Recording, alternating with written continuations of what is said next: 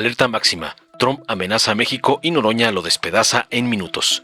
El senador Gerardo Fernández Noroña de Morena lanzó una crítica demoledora contra el presidente Donald Trump, quien amenazó con una intervención militar en México, bajo el falso pretexto de combatir el narcotráfico.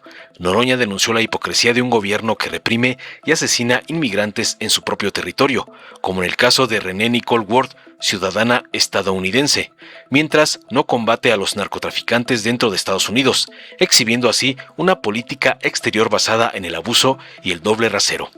Con firmeza, el legislador de Morena rechazó que Estados Unidos se erija como el policía del mundo, señalando su patrón de amenazas e intervenciones en naciones soberanas como Cuba, Colombia, Venezuela e Irán, para apoderarse de sus recursos. Noroña alertó que estas acciones irresponsables, sumadas al genocidio en Palestina, pueden desencadenar una guerra de sufrimiento incalculable, y llamó a la comunidad internacional a despertar y alzar la voz para construir un mundo de paz y respeto mutuo. Veamos enseguida cómo Noroña hace añicos a Trump por amenazar con intervenir militarmente a México ante el éxtasis de sus narcolacayos, el junior tóxico Claudio X y el evasor Salinas Pliego. 9 de enero de 2026. Durmiendo en sus laureles. Mucha gente, y la derecha aplaudiendo, el hecho de que el presidente de los Estados Unidos, Donald Trump, el día de ayer en una entrevista de televisión, haya nuevamente amagado con intervenir militarmente a México con el pretexto, subrayo, con el pretexto de combatir a los grupos de narcotráfico que funcionan en México. Hemos visto todos estos días, todas estas semanas, persecuciones salvajes, brutales, violatorias de derechos humanos, encarcelamientos infames sobre hermanos y hermanas migrantes, solo por ir a trabajar y con su trabajo y esfuerzo aportar a la riqueza del vecino país y además pagan impuestos.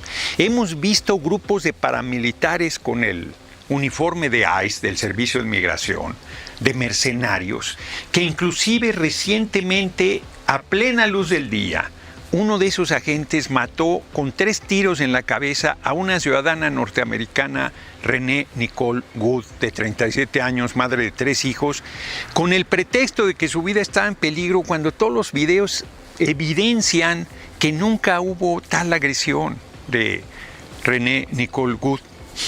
El vicepresidente Pence ha dicho que goza de absoluta inmunidad el asesino de la ciudadana norteamericana. ¿Eso quieren para los países que están amenazados de ser intervenidos militarmente o anexados a los Estados Unidos, cuando ni a la propia ciudadanía de Estados Unidos están respetando, cuando a los grupos de ciudadanos que están manifestando contra esta barbarie están siendo reprimidos de manera brutal? Y cuando en Estados Unidos, el gobierno de Estados Unidos no ha movido un dedo para perseguir a los grupos que venden droga en las calles, en las ciudades, en las poblaciones de los Estados Unidos. ¿Cómo se pretende salir fuera de Estados Unidos cuando ni siquiera están haciendo su tarea en su propia jurisdicción, en su propia patria, en su propio país? Pero además, ¿quién ha autorizado a Estados Unidos a convertirse en el policía del mundo y a decidir quién puede gobernar, cómo debe manejar sus recursos naturales? Eso es inaceptable. En las últimas 89 horas, el gobierno de Estados Unidos ha amenazado a naciones soberanas como Cuba. ¿A cuenta de qué? Canadá, principalísimo socio de Estados Unidos junto con México, a México mismo, a Colombia, acusando al presidente Petro de vínculos con el narcotráfico, acusación falsa y temeraria, y luego invitándolo a platicar a Washington. A Irán, a México mismo, son verdaderos atropellos. Ni qué decir de la intervención militar a la República Bolivariana de Venezuela, donde fue secuestrado su presidente Nicolás Maduro y la diputada Cilia Flores, que es además esposa del presidente Maduro, y que fueron presentados ante un tribunal de los Estados Unidos, retirando la acusación de que el presidente Maduro encabezaba el cártel de los soles, porque no existe, y dejando muy en claro todos los funcionarios del gobierno de Estados Unidos que lo único que quieren son las reservas petroleras venezolanas, que son las reservas petroleras más grandes que hay en el mundo. Y ahora planteándole a la República Bolivariana de Venezuela que tiene que comerciar solo con Estados Unidos y que no puede vender su petróleo libremente y que además todo el dinero que ingrese lo va a recibir ¿quién? ¿El presidente Trump? Ni siquiera va a entrar a la tesorería de Estados Unidos.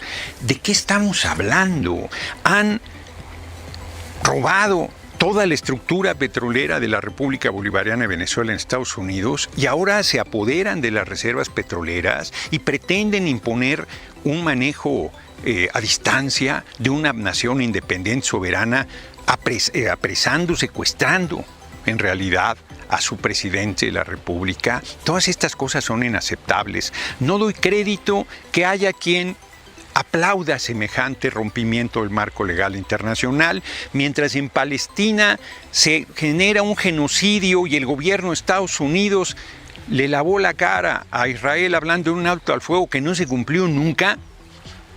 Naciones independientes y soberanas como las que ya dije, Groenlandia, parte de Dinamarca, Canadá, Irán, Cuba, Colombia, Venezuela, México, están siendo invadidas o amenazadas de intervención o de anexarse a los Estados Unidos. Esto es inaceptable. Estos son acciones irresponsables que pueden llevar a una guerra de dimensiones incalculables y de sufrimiento a los pueblos del mundo. Nadie debe aplaudir este tipo de acciones totalmente autoritarias, injustificadas, insostenibles, absolutamente criticables, y todas las voces deben alzarse para dejar de dormir en sus laureles y construir un mundo de paz, de respeto, de comunicación y de intercambio beneficioso para los pueblos del mundo. Y hablamos del trabajo conjunto que se ha hecho en temas de seguridad. Hay resultados muy importantes del trabajo de colaboración conjunta. Por ejemplo, se ha reducido 50% el cruce de fentanilo de México a Estados Unidos. ¿Cómo se mide eso? Pues por las incautaciones que ellos hacen de fentanilo del otro lado de la frontera. Entonces, CBP, que es una agencia de los Estados Unidos, publica cuánto fentanilo han incautado del otro lado de la frontera, y este se ha reducido en 50% en un año.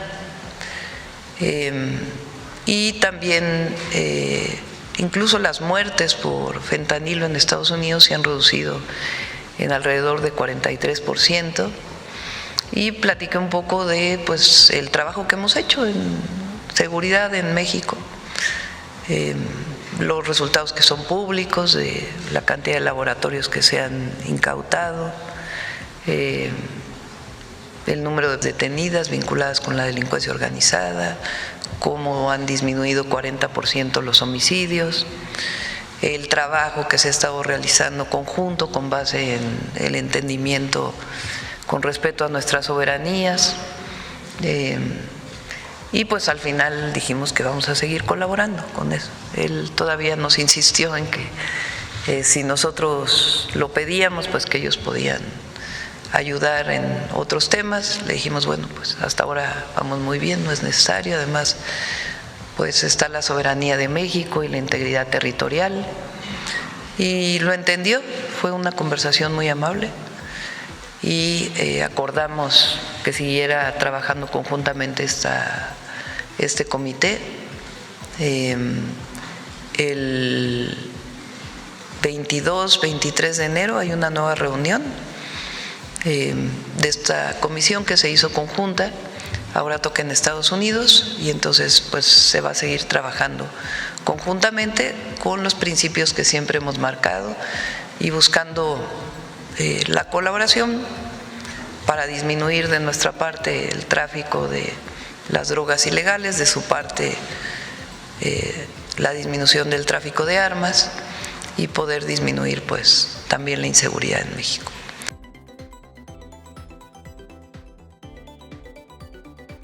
Queremos un sistema universal de salud que va a permitir pues que los tres sistemas colaboren y que podamos dar todavía una mejor atención. La atención ha mejorado. Miren la gráfica del IMSS. Estas son cirugías que son necesarias, se dictaminan, a veces son por urgencia y a veces son pues programadas, porque se tiene algún problema y se dice pues requiere una cirugía. Del 2012 al 2018 se quedó estable en 1.1, incluso disminuyó un poco, el número de cirugías que se hacían diario en el IMSS, en todo el país. Pues es de 1 millón de cirugías, no es cualquier sistema de salud, es el sistema de salud más importante de América Latina, de América probablemente, de todo el continente por lo menos. Bueno, ¿por qué baja en el COVID? Pues porque se estaba atendiendo el COVID-19.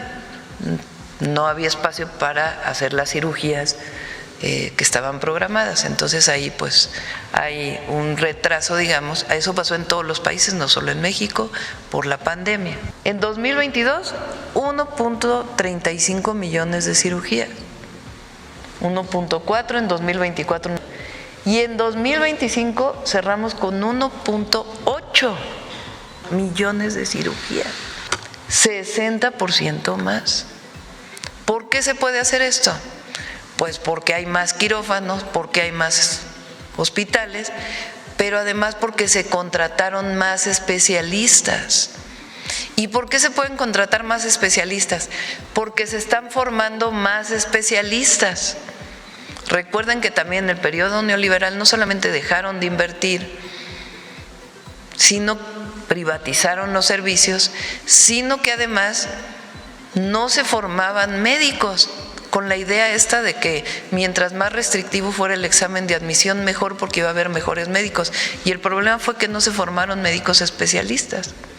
Y ahora en el 2026, pues se quiere todavía reducir el tiempo de espera en cirugías de cierto tipo que son programadas. Que si tienes diagnosticada una cirugía de cadera, pues no te tengas que esperar 4 meses a la cirugía porque no hay suficientes médicos o quirófanos, sino que vayamos disminuyendo esos tiempos. Al hacer más cirugías al día, pues se reducen los tiempos de espera.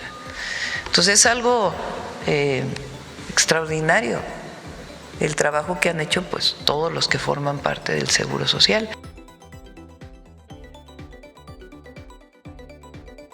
Dale en me gusta, suscríbete, activa la campanita y compártelo para que más gente lo vea.